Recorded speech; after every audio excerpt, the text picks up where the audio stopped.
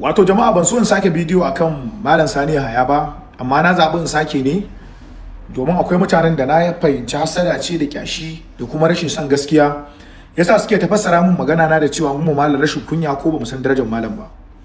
Wannan ita ce abin da yasa har malam ya zo matakin da yake a yanzu na yin irin maganganun da yake yi wanda mutane suke fitowa suke sukan shi. Idan da kuna gaya wa malam gaskiya duk dacinta a matsayin shi na malami wanda kasancewanka malami bai zama ba za ka yi kuskure ba, a matsayin shi na uba wanda kasancewanka uba hakan yana nuna ba wai kai baka iya kuskure bane. Malam yayi kuskure, dan kuskure yayi kuskure kuma sai mun gaya masa ko ya ji daɗi ko kar ya ji daɗi, kuma muna yin wannan maganar ne bisa girmamawa da mutuntawa. Na farko Malam Sani Yahaya Jingir malami ne na addinin musulunci ba dan siyasa ba. Na biyu Malam Sani Yahaya Jingir wakili ne ga Annabi Muhammad sallallahu alaihi wasallam ba dan siyasa ba. Na uku Malam Sani Yahaya Jingir wakili ne ga addinin musulunci da duk wani musulmin da ke duniya, ba magana siyasa ake ba.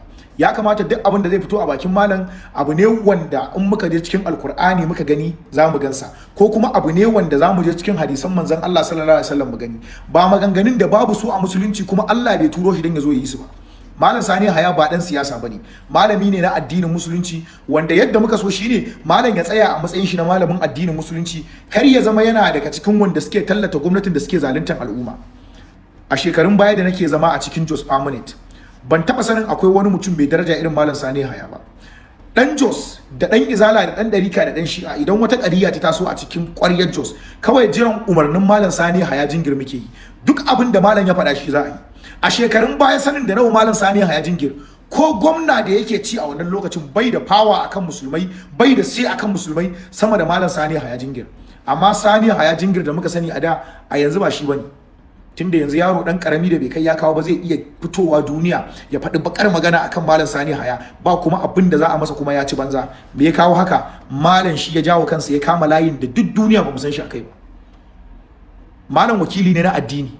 Ya kamata duk maganar da malam zai ya zama magana ce da za ta sa wanda bai fahimci addinin musulunci bai fahimta, wanda bai fahimci wane ne Annabi Muhammad sallallahu alaihi wasallam bai fahimci waye annabi. Kamata ya a dinga jin zancen Allah da zancen Annabi a bakin malam. Amma malami ka fito kana tallata gwamnatin da kasan suna cutar da al'umma, ba ma ka dinga nasiha wa gwamnatin ba, a'a kai tsaye kake nunawa cewa wannan gwamnatin akan daidai take, abin da take yi mai kyau ne, ba daidai bane. Da iyalan malam da masoyan malam da wanda kuke kusa da malam ku fito ku gaya mu malam gaskiya. Abin da malam yake yi kuskure ne. Malam na zubarwa musulunci mutunci, yana zubarwa kansa mutunci, yana zubarwa mabiyansa da iyalan shi mutunci. Wallahi duk ran da malam ya fito ya tallata wannan gwamnati ya faɗa abin da ba haka ba sai mun fito mun karuwalanta, saboda malam ya kama hanya ce ta siyasa. Ita kuma hanya ta siyasa ko shugaban kasa kana da dama in ya faɗa abin da bai ma baka fito ka faɗi ra'ayinka, doka kasa ta tanadar da haka.